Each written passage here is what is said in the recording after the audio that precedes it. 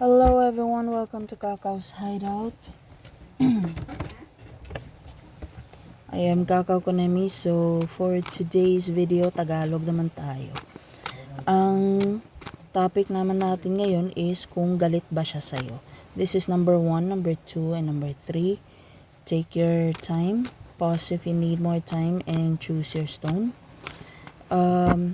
Since this is a yes or no question, if most of the cards are upright, it's a yes. If most of the cards are reversed, it's a no. Okay. This is a general reading, by the way. If it doesn't resonate, please do not take the message. Okay, now for paid personal readings, check the description box below. Included po yan. Okay. Again, 1, 2, and 3. So, if you have chosen number 1, let's see kung galit ba siya sa'yo. Let's see. Hindi naman daw. Parang ikaw lang yung nag-iisip na nagalit siya kasi, nag-insist ka sa something na, gusto mong gawin. Or maybe kasi ugali mo na kapag hindi nasusunod yung gusto mo, nagagalit ka. Pero sa kanya, okay lang naman sa kanya. Wala naman siyang galit. Parang hindi niya lang alam kung kailan yung perfect timing to reconnect with you or to resume the friendship, the relationship. Tapos parang ikaw lang yung nag-overthink na galit siya sa'yo. Kasi yun nga, pagka ikaw yung hindi nasusunod, nagagalit ka. So, kaya ngayon na parang nag-insist ka tapos yung gusto niya yung hindi nasunod, ino-overthink mo na baka galit din siya. Pero in truth, ikaw yung may ganong ugali, hindi siya. Okay? So there. So it's a no. There's nothing to worry about, okay? Hayaan mo lang muna siyang mag-isa para ma-assess niya kung kailan siya komportabling makipagbate or kung kailan siya komportabling makipag-reconnect o makipag-usap ulit. Okay?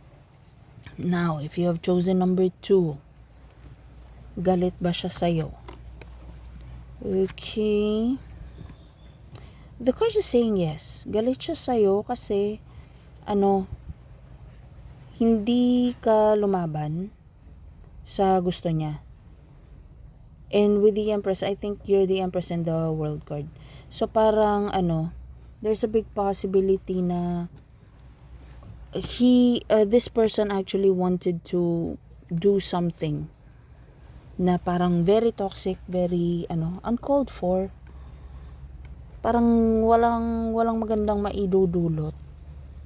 Wala lang, katoxican lang, pero parang for her siguro dati pinapatulan mo. Tapos ngayon hindi ka na pumatol eh. Parang may ginawa kang iba, nag-focus ka sa iba. Tapos kung ano man yun, maybe meron kang achievement out of that thing na ginawa mo or inuna mo, pinrioritize mo. And maybe tiba-tiba ka na ngayon tapos hindi niya matanggap na nagtitrigger siya ng away para lalo ka malugmok or para magkaroon siya ng reason to tell stories about you. Pero dahil hindi mga pinatulan, wala siyang maibabackstab sa'yo. Tapos nag-glow up ka pa, nagka-achievement ka pa. So galit na galit siya, pero hindi niya nare-recognize yung katoksikan niya. Anyway, ikaw naman yung may pera, so yaan mo na. Ikaw yung may pera, ikaw yung angat, so there's nothing to worry about. Yaan mo siya. Okay. Now that's for you. Let's proceed ka number 3. Si number 3, if galit ba siya sa'yo? Hindi naman. Hindi lang siya komportable na magkaroon kayo ng reconnection. Kasi parang, tawag nito, for some reason, if you notice parang she's looking very far away on something. So parang this person is just, this person will continue, I'm hearing this person is praying for you. This person is just going to continue loving you from a distance. Pero yung magkakaroon kayo ng interaction ulit, magiging close kayo ulit, I don't think this person will be comfortable with that. And decided na rin siya.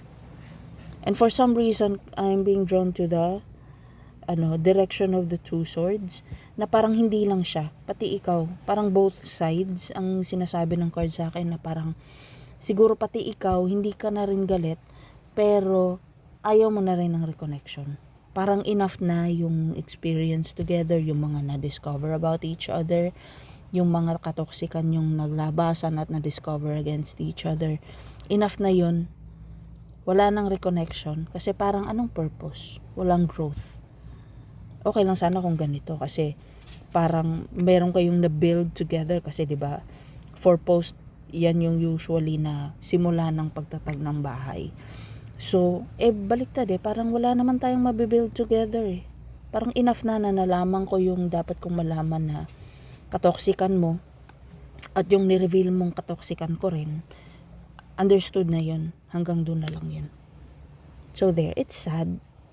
Pero this person is actually wanting to have, if this is an ex, this person, is actually thinking, what if magkaanak tayo, ganyan. Tapos, settle down ng 4 of Wands Pero parang parang the one who got away ka. Pero kung friend mo to, parang this is someone na nare-recognize na you really need to put a distance between the both of you for growth purposes.